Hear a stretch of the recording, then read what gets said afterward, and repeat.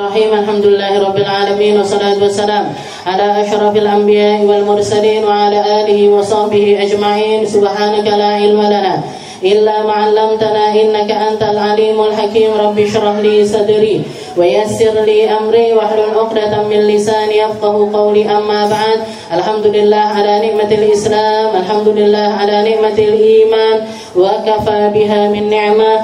Alhamdulillah, segala puji bagi Allah Subhanahu wa taala yang memberi kita nikmat Islam iman, yang memberi kita nikmat sehat sempat, yang memberi kita kenikmatan. Sekali lagi di tahun ini kita diperkenankan untuk bertemu dengan bulan mulia, bulan kelahirannya Nabi kita Nabi Muhammad sallallahu alaihi wasallam. Bulannya kita untuk bergembira atas Nabi, merayakan sesuatu tentang Nabi, mencari perhatian-perhatian yang mampu mendekatkan kita kepada kecintaan kepada Rasulullah sallallahu alaihi wasallam lewat lantunan-lantunan salawat, lewat lantunan bacaan maulid, lewat lantunan qasidah-qasidah pujian-pujian kepada Nabi Muhammad sallallahu alaihi wasallam. Maka jangan sampai perkumpulan-perkumpulan maulid kita hanya semacam adat, hanya semacam kebiasaan rutinan atau sesuatu yang kita anggap rutinitas semata. Tapi jadikan momen ini, jadikan bulan ini, jadikan kesempatan-kesempatan yang semacam ini menjadi wasilahnya kita untuk menghidupkan pribadinya Nabi di dalam diri kita, menghidupkan akhlaknya Nabi di dalam akhlak kita, menghidupkan kebiasaannya Nabi di dalam kebiasaannya kita. Jangan sampai pengetahuan kita tentang Rasulullah sallallahu alaihi wasallam justru malah menjauhkan kita dari pribadinya Nabi. Dari minggu-minggu yang lalu, dari bulan-bulan yang lalu, dari pertemuan-pertemuan yang lalu, kita sudah membahas detail tentang hal-hal yang berkaitan dengan Rasulullah, tentang ucapannya beliau seperti apa, tentang marahnya beliau semacam apa, tentang segala sesuatu yang berkaitan dengan Nabi Muhammad kita bahas macam-macam. Maka semua pembahasan-pembahasan tersebut gunanya, tujuannya adalah untuk menghidupkan cahayanya Rasulullah SAW di dalam diri kita. Rasulullah SAW menginginkan kita untuk faham, menginginkan kita untuk ngerti, menginginkan kita untuk selamat masuk ke dalam surganya Allah Subhanahu wa taala. Oleh karena itu Nabi Muhammad mengatakan kullu ummati dakhalal jannah illa man aba. Semua umatku bakalan masuk surga kecuali sing ndak gelem. Nggih. Kecuali sing ndak gelem mlebu surga. Ada yang enggak mau masuk surga? Ada yang enggak melakukan maksiat sama sekali? Iki masalah ini. Katanya Nabi Muhammad, kullu ummati dakhalal jannah illa man aba. Semua umatku masuk surga kecuali yang enggak mau. Katanya para sahabat, "Wa man ya'ba ya Rasul?" Siapa yang enggak mau masuk surga ya Rasul? Katanya Nabi Muhammad, "Man ata'ani dakhalal jannah wa man 'asani faqad aba." Barang siapa yang taat sama aku, sing manut karo aku, ngrungokne aku, gelem ngelakoni apa yang aku lakoni, maka dia akan masuk ke dalam surganya Allah Subhanahu wa taala.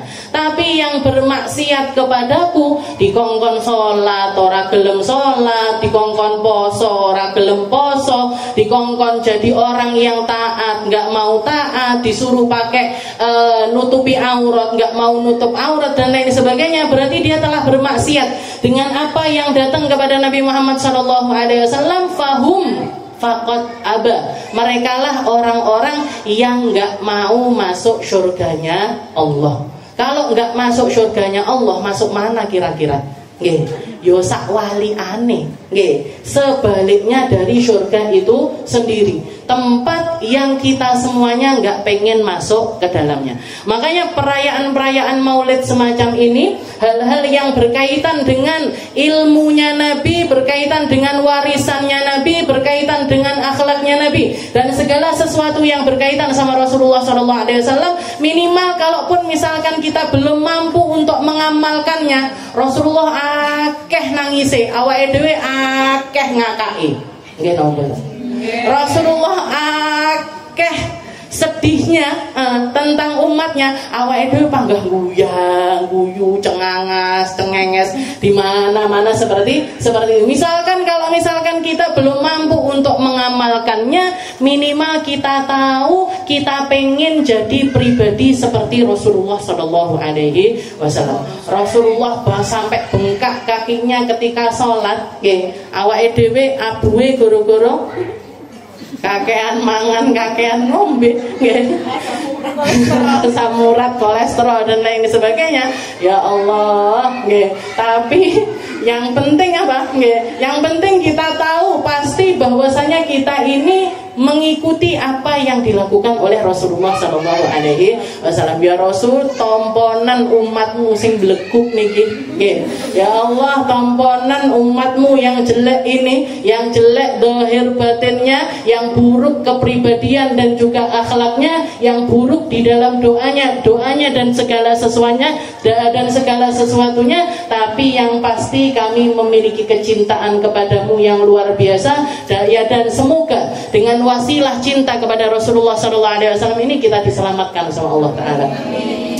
Dijadikan orang-orang yang pantas untuk menerima syafaatnya, dijadikan orang-orang yang pantas untuk berdiri di belakangnya Rasulullah SAW, sambil terus memperbaiki diri, sambil terus memperbaiki pikiran kita, sambil terus memperbaiki keadaan hati kita. Semoga dengan wasilah bulan Maulid ini yang dikatakan oleh Habib Ali Habsyi, berapa banyak orang masuk ke dalam bulan Maulid ini penuh dengan dosa, tapi keluar dari bulan Maulid habis semuanya dosanya.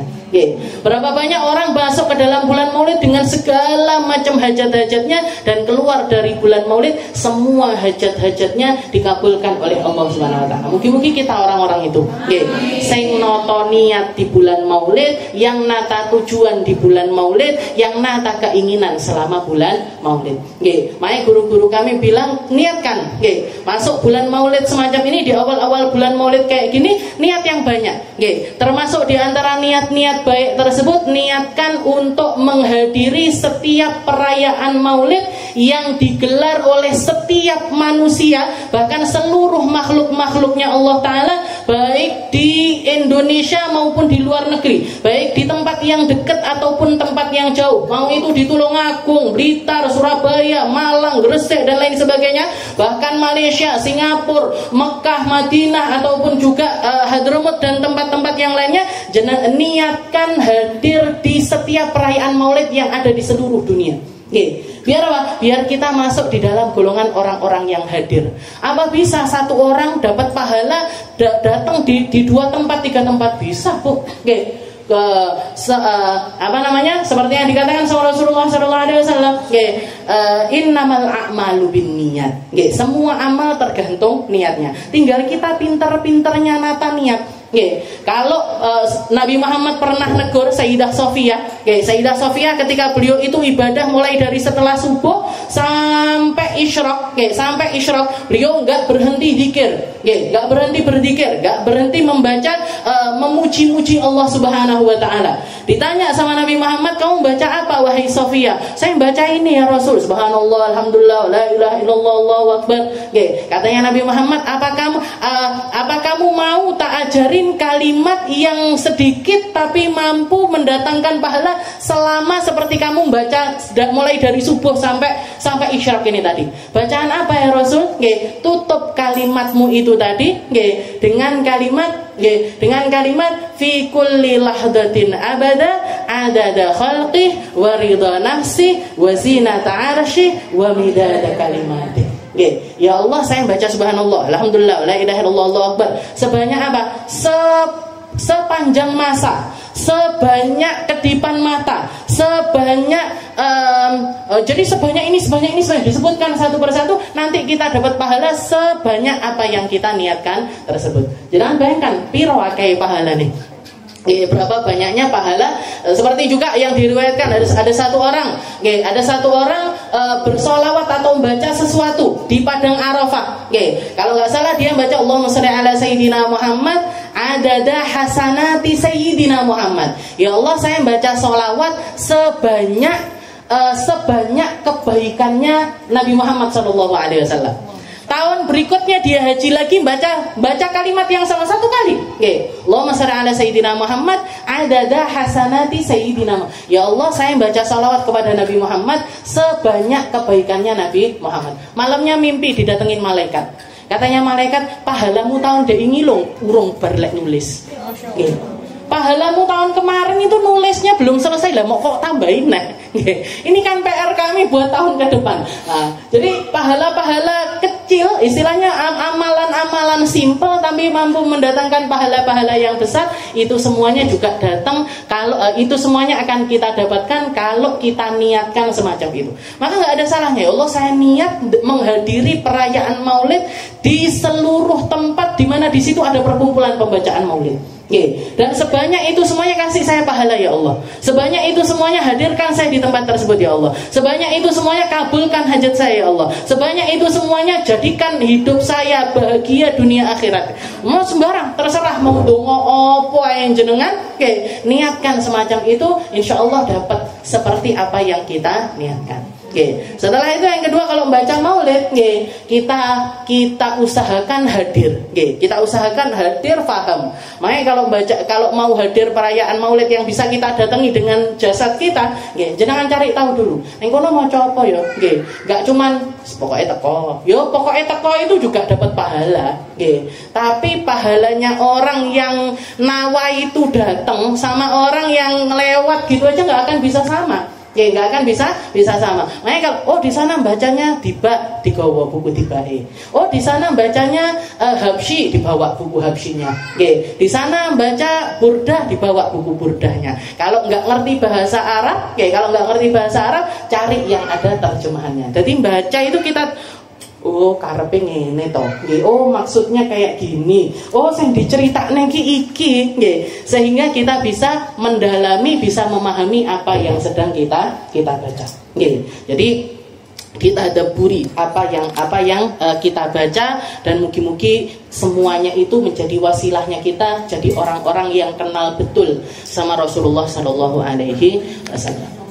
Kita lanjutkan pembahasan kita. Al-faslul 'ashir. Qala al-mu'allif rahimahullahu ta'ala wa nafa'ana bihi wa bi'ulumihi fid dharain amin fi sifati quwwati sallallahu alaihi wasallam.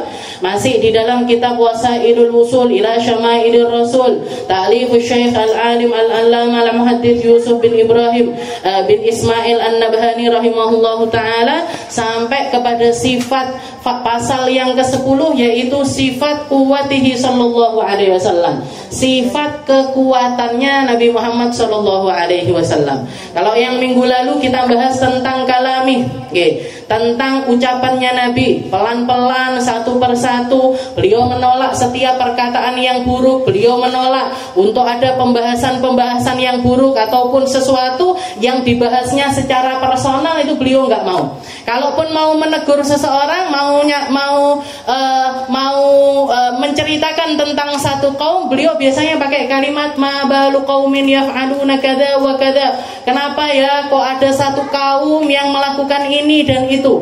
Kenapa ya orang-orang ini kok melakukan hal yang semacam ini dan semacam ini? Gak pernah beliau nunjuk kaum kui, suku itu atau orang yang begitu, gak pernah. Gak pernah beliau nunjuk personal. Tapi kalau mau mengkritik satu kelompok, beliau akan mengucapkan dengan sifat umum. Itu yang dilakukan oleh Rasulullah Shallallahu Alaihi Wasallam. Sekarang kita masuk di dalam sifat kekuatannya Nabi. Karena Rasulullah Shallallahu Alaihi Wasallam syadidul batash.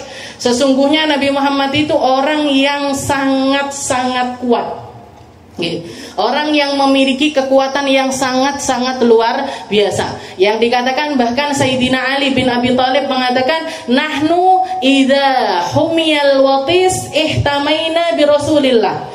Kami kalau sudah peperangan itu melebur menjadi satu, antara orang muslim dengan orang non muslim itu pecah peperangan sampai membaur menjadi satu, ihtamaina bi Rasulillah. Kami selalu mencari perlindungan dengan mendekatkan diri kepada Rasulullah sallallahu alaihi wasallam. Ini yang mengucap Sayyidina Ali. Yang mengucap adalah seseorang yang terkenal dengan keberaniannya, kesatriaannya, dan juga kalau perang hampir nggak pernah gagal di dalam peperangan tersebut, hampir nggak terkalahkan. Sayyidina Ali itu bahkan bisa dikatakan nggak pernah dikalahkan oleh siapapun. Sayyidina Ali. Jadi dari 4 khulafaur rasyidin, Sayyidina Abu Bakar, Umar, Utsman, Ali, itu yang paling kuat adalah Sayyidina Ali bin Abi Thalib. Didikannya siapa? Didikannya Nabi Muhammad SAW. Beliau yang didik Sayyidina Ali, manah, megang tombak, megang pedang. Bahkan pedangnya Sayyidina Ali yang dipakai itu, pedangnya itu hadiah dari Nabi Muhammad SAW. Yang dikasih nama Dzulfiqar. Pedangnya Sayyidina Ali itu namanya Dzulfiqar. Punya mata pedang 2. Jadi mata pedangnya itu modelnya lancip atas, lancip lagi bawah. Yang dikatakan kalau misal dipakai buat apa? Setiap kali beliau istilah apa? Nusukkan pedang itu tadi. Ya tak lewong Jawa. Ketika nusukkan pedang itu tadi ke dalam perutnya musuh, dimasukkan, bukan cuma dimasukkan aja, yang pada akhirnya langsung bikin musuhnya ini mati seketika. Jadi begitu ditusuk, diputer sama Sayyidina Ali, sehingga seluruh anggota organ tubuhnya itu malik, usus neng isor malih neng dhuwur, hati di bawah jadi ke atas. Itu fungsinya itu. Jadi begitu dimasukkan, diputer sama Sayyidina Ali, mati seketika orangnya. Itu Sayyidina Ali. Itu pun katanya beliau, kami kalau sudah peperangan berkecamuk itu kan mau nggak mau orang mesti ketakutan. Mau nggak mau mesti keluar di dalam dirinya itu rasa takut. Karena beliau tamaina bi Rasulillah. Kami nyari perlindungan di sekitarannya Nabi Muhammad SAW. Jadi aslinya duduk sahabat yang lindungi Nabi duduk. Sahabat ini deketin Nabi ya. Depel biar ndak terjadi sesuatu kepada. Cuman kelihatannya aja mereka melindungi Rasulullah SAW, tapi sebenarnya mereka lah yang nyari perlindungan dari Nabi Muhammad SAW. Tapi yang indah dari kekuatannya Nabi Muhammad ini punya kekuatan bukan buat pamer. Nabi Muhammad punya kekuatan bukan buat sing mateni wong paling akeh. Bahkan dikatakan dengan sekian banyak peperangan yang diikuti Nabi, sepanjang kehidupannya Nabi, beliau itu cuman pernah bunuh 1 orang. Yang dijuluki Ashqal Qaum, manusia paling celaka. Yang dijuluki manusia paling celaka. Karena seluruh di dalam seluruh perjalanan hidupnya Nabi, beliau nggak pernah membunuh orang sampai mati sekali, cuma 1 orang itu aja. Namanya Ubay bin Khalaf. Ketika perang Uhud, satu-satunya orang yang dibunuh langsung dengan tangannya Nabi itu adalah Ubay bin Khalaf. Itu pun Rasulullah bukan bunuh istilahnya dipenggal kepalanya atau ditusuk jantungnya, enggak. Dilempari tombak sama Nabi, mancep di lehernya dia, dan waktu itu tidak langsung mati dia, nggak langsung mati. Jadi langsung jatuh tersungkur, ini darah keluar terus ngucur, dibawa ketika perjalanan pulang mereka ke Mekah, meninggal di tengah jalan. Nah, itu satu-satunya orang yang dibunuh pakai tangannya Nabi. Selain itu nggak pernah. Nggak pernah. Jadi Rasulullah perang sekian banyak itu nggak pernah bunuh orang sama sekali. Jadi beliau kuat sekali, tapi kekuatannya ini nggak dipakai buat memamerkan apapun. Wa an Ibni Ishaq wa ghairihi, diriwayatkan oleh Ibnu Ishaq wa ghairihi, annahu kana bi Makkah rajulun syadidul quwwah yuhsinus sira. Dikatakan di Mekah itu ketika Rasulullah masih ada di negeri Mekah, rajulun syadidul quwwah, ada orang yang terkenal dengan kekuatannya. Yuhsinus sira, dan orang ini pinter gelut. Gelut itu menangan. Jadi suka tanding, suka mengadakan adu gulat atau adu musaraah, adu jotos-jotosan, dan dia itu seringkali orangnya kuat sekali. Wa kana an-nas ya'tunahu minal bilad lil musaraah fayasra'uhum. Dan banyak orang, bahkan bukan cuman orang Mekah aja, orang-orang dari sekitaran Mekah, banyak di antara mereka yang adu-adu kekuatan. Salah satu yang mereka tantang untuk duel ini orang ini tadi, orang Mekah tersebut, namanya Rukanah. Nggih. Jadi Rukanah ini banyak orang istilahnya zaman sekarang kayak tanding antar provinsi, naik lagi antar seperti itu. Jadi menangan sampai terkenal di luar negeri. Banyak orang-orang yang kuat-kuat itu, orang yang sukanya tanding-tanding seperti itu datang ke Mekah niatnya untuk nantang duel si Rukanah ini tadi. Nggih, ya tunahum minal bilal musa fa yasrahum. Tapi mesti kalah, nggih, kalah kabeh. Nggih, orang-orang itu kalah semuanya. Fa bainama huwa dzatu yaumin fi syi'ab min syi'abi Makkah. Nggih, maka suatu hari dikatakan ketika Rukanah ini dia itu sedang ada di salah satu lembah dari lembah-lembahnya Mekah, idlaqiyahu Rasulullah sallallahu alaihi wasallam. Orang ini ketemu sama Nabi Muhammad. Nggih, ketemu sama Rasulullah sallallahu alaihi wasallam. Nggih. Faqala lahu, maka seperti kebiasaannya Nabi Muhammad itu ketemu siapa aja dikejar. Ketemu semua orang, dari golongan manapun, dari kasta manapun, siapapun orang yang pernah ketemu Nabi di negeri Mekah mesti ditawari tentang agama Islam. Pasti dikejar. Jadi beliau itu dakwahnya bukan cuman pasif tapi aktif sekali. Dikejar orang-orang ini piye carane ben biar masuk ke dalam agama Islam. Kalau kita kan dakwahnya sing arep teko karepmu, ora karepmu, ngoten to. Kalau Nabi Muhammad enggak dikejar. Dikejar orang-orang tersebut. Dikatakan ketika Rasulullah ketemu sama Rukanah ini, katanya Nabi, "Ya Rukanah, ala tattaqillah wa taqbal ma ad'uka ilaih." Katanya Nabi, "Ya wahai Rukanah, apa kamu nggak pengen bertakwa sama Allah? Apa kamu nggak pengen jadi hamba yang bertakwa kepada Allah dan menerima apa-apa yang aku mengajak manusia ke dalamnya? Aku ngajak orang buat sholat, apa kamu nggak pengen sholat? Aku ngajak orang puasa, apa kamu nggak pengen puasa? Aku ngajak orang biar bertutur kata yang baik, apa kamu nggak pengen omonganmu api? Aku ngajak orang biar akhlaknya ini mulia, apa kamu nggak pengen? Memiliki kemuliaan seperti yang telah didapatkan oleh hamba-hamba yang memilih untuk tunduk patuh kepada Allah Subhanahu wa Ta'ala. Ala tattaqillah. Apa kamu nggak mau bertakwa kepada Allah? Faqala lahu ya Muhammad, maka Rukanah menjawab, "Ya Muhammad, hal min syahidin yadulla ala sidqik." Wahai Muhammad, apa kamu punya saksi yang menunjukkan kalau kamu itu benar-benar nabi? Apa kamu punya bukti yang menunjukkan kalau kamu itu benar-benar utusannya Tuhan? Jangan-jangan kamu sendiri bohong. Jangan-jangan yang kamu bawa ini bukan kebenaran. Jangan-jangan yang kamu bawa ini sesuatu yang datang dari dirimu sendiri. Kasih saya bukti, kasih saya mukjizat, kasih saya sesuatu untuk yang membuat saya ini mau masuk ke dalam agama. Seperti orang-orang Mekah pada umumnya. Golek istilahnya, nyari alasan untuk tidak menerima dakwahnya Nabi. Selain itu juga pengen ngetes Rasulullah Shallallahu Alaihi Wasallam. Maka Nabi Muhammad mengatakan, Rasulullah ini pintar cerdasnya beliau ini. Ketika melihat orang yang mendewa-dewakan kekuatan, diadu sama Nabi pakai kekuatan. Orang yang ngadu-ngadu Nabi pakai sebuah sihir, diladeni sama Nabi Muhammad sesuatu yang semisal sihir. Orang-orang yang mendewa-dewakan kalimat-kalimat indah, syair-syair dan lain sebagainya, dikasih argumen sama Nabi Muhammad sesuatu yang sifatnya syair atau kalimat-kalimat indah. Orang-orang yang pakai logika diadu sama Nabi pakai logika. Orang-orang Yahudi Rasulullah ngambil bukti bukan dari mana-mana, dari kitabnya mereka sendiri.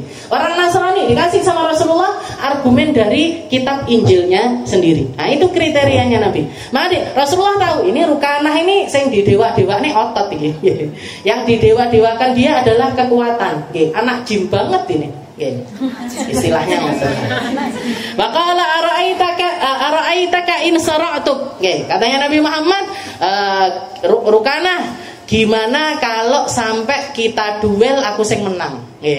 Gimana kalau misalkan nanti aku tanding sama kamu terus aku yang menang gimana? Atau minu billahi wa rasulih, apa kamu bersedia untuk beriman kepada Allah dan beriman kepada Rasulnya Allah? Qala na'am ya Muhammad. Nggih, tentu saja aku mau beriman. Karena dia yakin wong sak Mekah ya ndak ada yang menang ae. Nggih, orang se-Mekah aja enggak ada yang menang. Orang-orang luar daerah Mekah aja duel sama aku ndak enek sing menang. Aku orang paling kuat katanya Rukanah. Jadi langsung ketika Rasulullah ngomong seperti itu dia mengatakan, "Na'am ya Muhammad, tentu saja wahai Muhammad." Wa qala lahu tahayya lil musara. Ya udah, ayo kita persiapkan. Nggih. Tandingnya nang endi? Nggih. Panggil orang-orang, undang orang-orang banyak. Ayo jurinya siapa? Pokoknya ayo tahayya lil musara. Ayo kita langsung nyari tempat duel. Nggih. Dan jangan cuman berdua aja, kita cari saksi yang banyak. Kita lihat orang biar dilihat ini pertandingan ini sama banyak orang. Faqala tahayyatu. Yes. Gampang itu. Nggih. Saya sudah punya tempat tanding, saya sudah punya orang-orang yang biasa nonton saya tanding. Istilahnya viewers saya sudah banyak ini, ayo.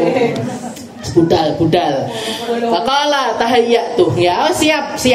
Padahal Rasulullah sallallahu alaihi wasallam faqada. Dikatakan begitu masuk ke arena tanding, ya, begitu masuk ke arena tanding itu tadi. Dan Rasulullah sallallahu alaihi wasallam Nabi Muhammad langsung mulai duluan untuk mendekati Rukanah. Fa'akhadahu, dipegang sininya, nggih. Apa lek wong Jawa dicengkiwing. Istilahnya diambil, dipegang di bagian dadanya Rukanah ini tadi, nggih, diwalik pakai satu tangan. Nggih. Tsumma sarahu, KO langsung. Nggih. Jatuh sekali hantam. Enggak 2 kali, enggak 3 kali, enggak pakai ronde 1, ronde 2, ronde 3. Nggih, enggak sampai 1 menit jatuh Rukanah. Nggih, enggak terima. Nggih. Orang biasa menang gitu. Orang biasa menang, masa aku dikalahkan kayak gini. Nggih. Qala ta'ajjaba Rukanah min dzalik. Sik urung sadar iki. Kalah, terkapar, sik enggak sadar istilahnya. Dia loading. Loh, kok iso aku koyo ngene. Nggih. Ta'ajjaba Rukanah min dzalik. Langsung dia itu kaget dengan kejadian tersebut. Tsumma sa'alahul iqalah wal 'aud. Nggih. Sik enggak sah. Nggih. Protes ya. Nggih, protes minta tanding ulang. Nggih. Minta tanding ulang. Ya, out, minta diulang lagi pertandingannya.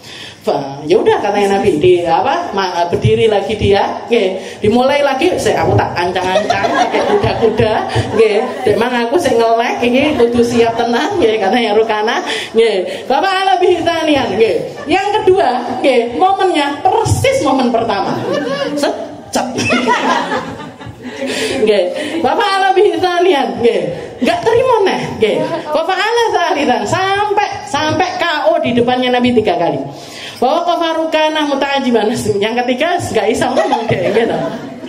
Enggak bisa berkata-kata lagi. Bahwa Rukanah muta'ajiban. Dia takjub dengan kekuatannya Nabi Muhammad. Wa qala inna sya'naka la'ajib. Sungguh kamu, saya enggak ngira Muhammad kamu itu sekuat ini. Saya enggak ngira kamu memiliki kekuatan yang semacam ini. Tapi beriman apa enggak kira-kira? Ya enggak. Nah, jadi orang-orang kalau udah kafir itu kayak gitu. Kalau sudah istilahnya orang kalau memang enggak pengen benar-benar nerima dengan keimanan itu sendiri, meskipun sudah dapat bukti yang semacam itu, tetap enggak akan beriman kepada Rasulullah SAW. Jadi di komentarnya dia cuman inna sya'naka la'ajib. Sungguh kamu itu orang ajaib. Kamu itu orang yang keadaanmu itu istilahnya sesuatu yang di luar nalar.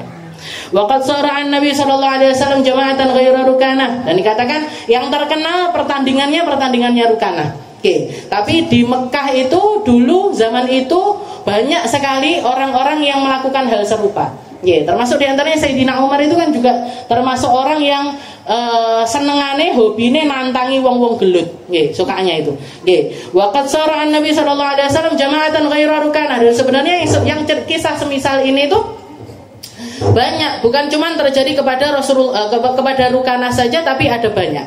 Minhum, termasuk diantaranya kisahnya Al-Aswad Al-Jumahi. Ada satu lagi orang, namanya Al-Aswad Al-Jumahi. Wa kana syadidan, dia juga orang yang syadid, orang yang kuat. Balagha min syiddatihi annahu kana yaqifu ala jildil baqarah. Saking kuatnya dikatakan Al-Aswad Al-Jumahi ini, dikatakan saking kuatnya dia, kalau misalkan dia itu berdiri di atas karpet, atau sesuatu yang terbuat dari kulitnya sapi, kalau zaman sekarang mungkin dibilangnya alas gitu, kayak karpet semacam itu. Jadi kalau misalkan aswad ini tadi berdiri di atas kulit sapi itu tadi, watajadzaba atrafu 'ashrah, ujung-ujungnya itu ditarik sama 10 orang, untuk numbangkan si al-aswad ini tadi. Liyanzi'u min tahti qadamai, untuk narik kulit itu dari bawah kakinya al-aswad. Yatafarral jilid walam yatazahzah anhu.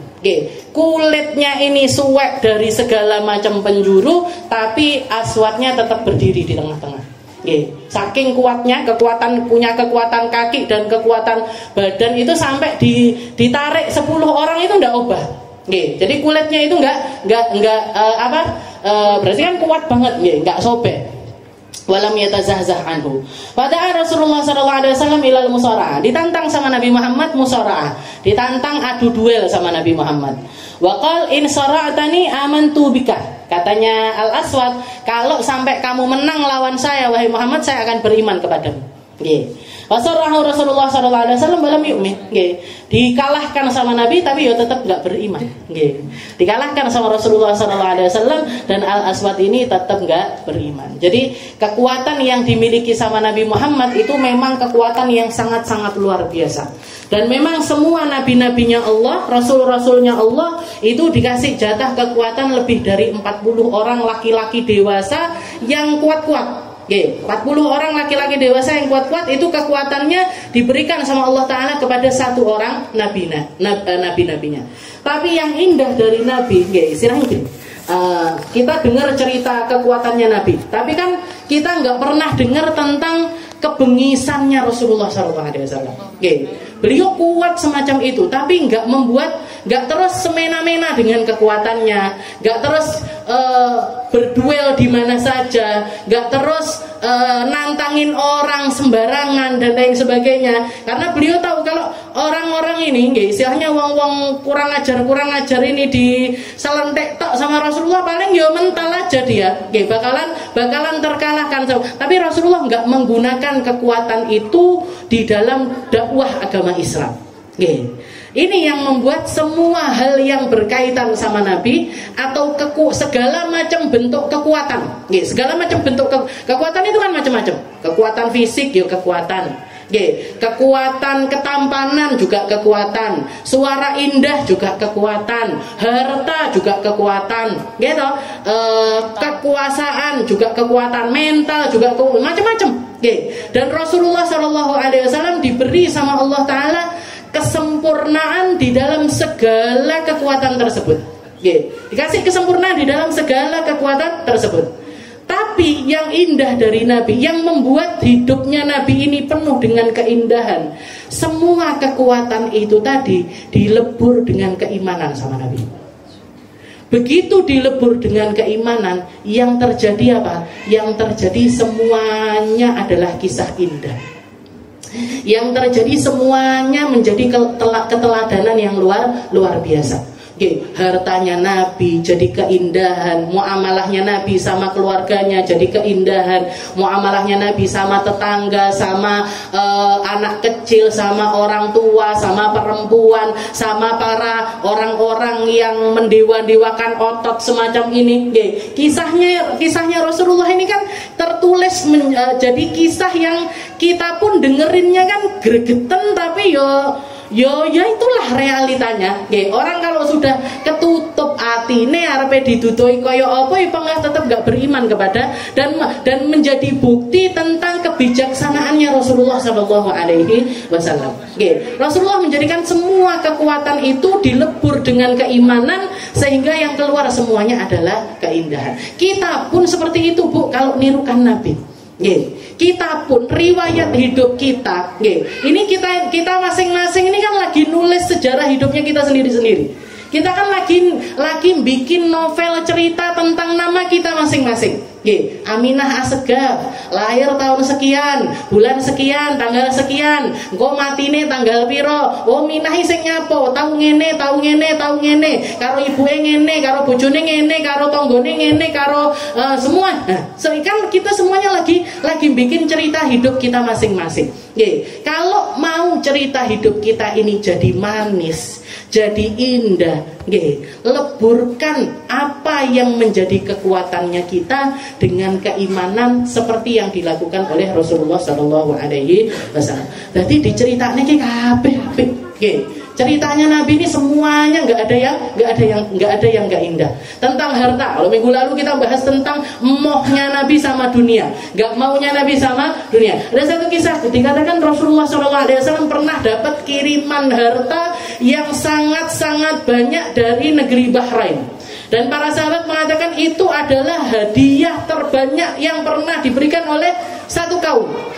Hadiah yang paling banyak yang pernah dikirimkan kepada Rasulullah SAW. Tapi begitu rombongan pembawa hadiah ini datang, rombongan.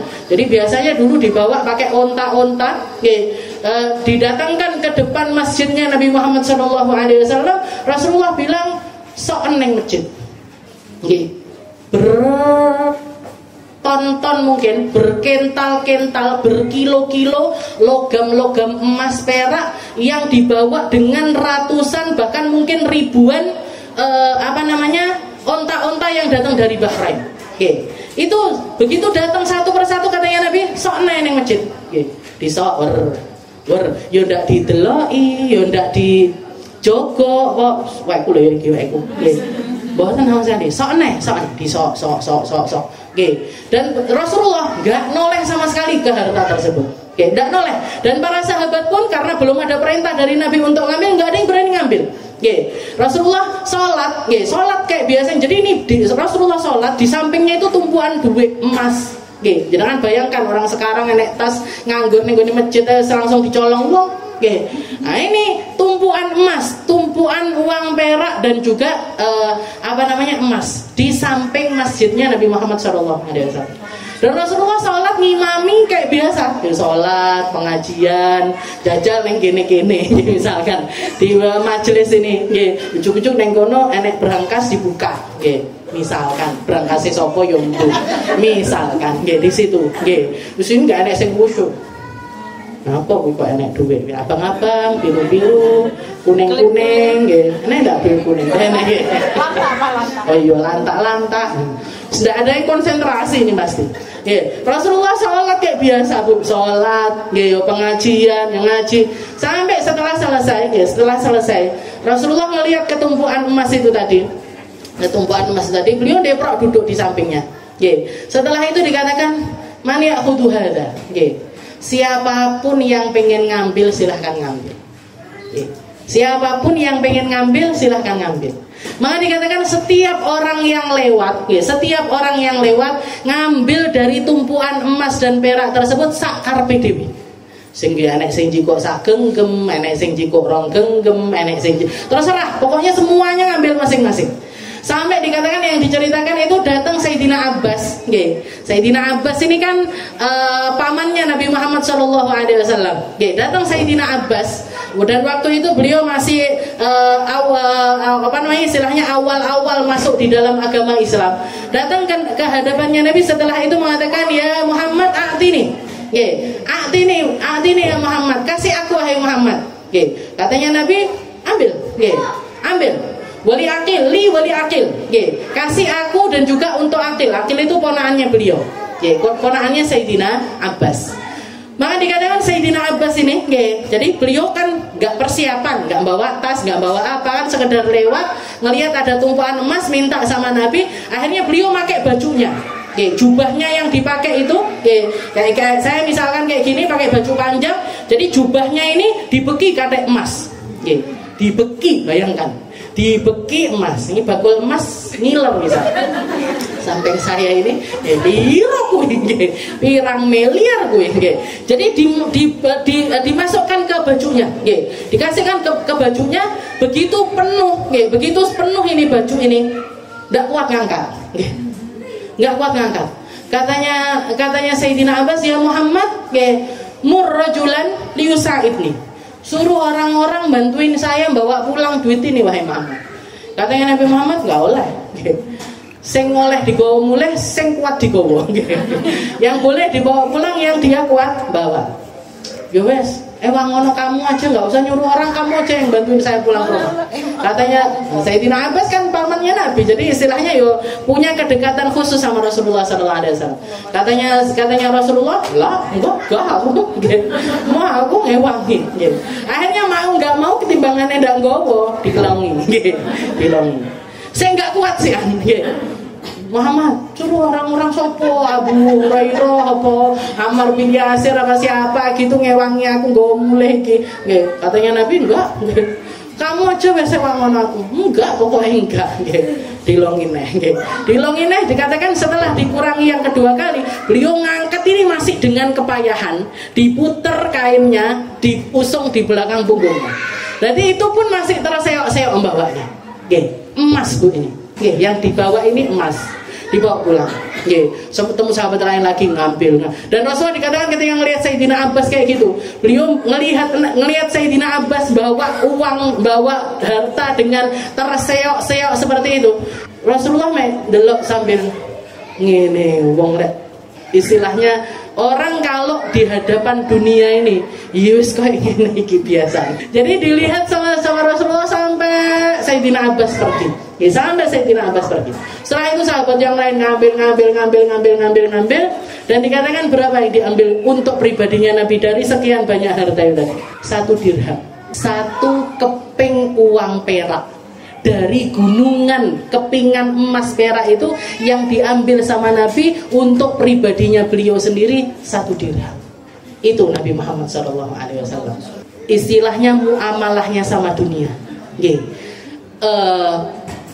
Cara pandang beliau tentang dunia, cara beliau menggunakan kekuatan duniawinya itu, beliau memperlakukannya semacam ini. Harta yang biasanya bikin orang lupa, yang biasanya bikin orang lalai, yang biasanya antara saudara rela pecah persaudaraannya gara-gara duit. Kepercayaannya orang diinjak-injak gara-gara harta. Hubungan yang spesial jadi hancur gara-gara dunia. Orang-orang rela gara-gara dunia sampai melanggar aturannya Allah, ngelakoni perkara-perkara yang dimurkai oleh Allah Ta'ala gara-gara dunia. Dan Nabi Muhammad SAW seperti ini muamalahnya sama dunia.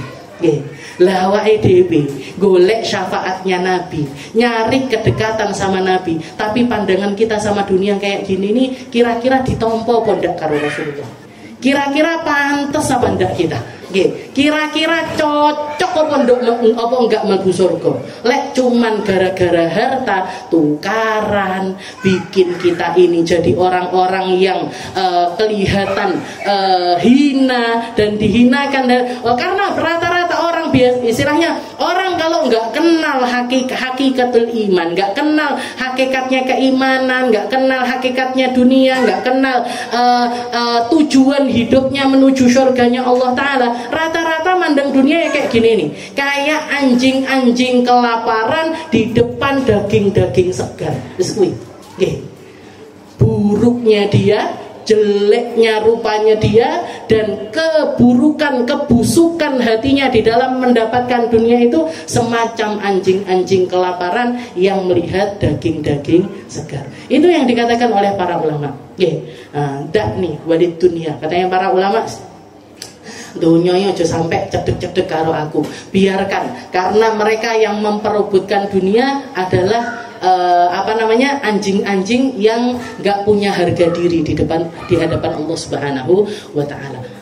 Jadi kekuatannya Nabi ini jadi sesuatu yang indah karena beliau memperlakukannya semacam ini.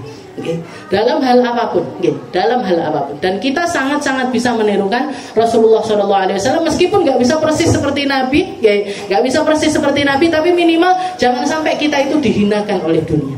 Jangan sampai kita itu jadi orang-orang yang melanggar aturannya Allah Ta'ala hanya gara-gara dunia. Cuman gara-gara 1-2 rupiah, cuman gara-gara 1-2 juta, cuman gara-gara 10-20 juta, kita sampai menggadaikan segala sesuatu yang indah di dalam diri kita di hadapan Allah Subhanahu Wa Ta'ala. Nas'alullah salamah. Mungkin Allah Ta'ala menyelamatkan kita semuanya. Mungkin Allah Ta'ala mandang kita semuanya. Mungkin Allah Ta'ala memuliakan kita semuanya. Dan mungkin Allah Ta'ala menjadikan kita hamba-hamba yang dibersihkan dari segala sesuatu yang kotor, dari segala sesuatu yang hina, dari segala sesuatu yang tidak diindahkan oleh Nabi Muhammad SAW.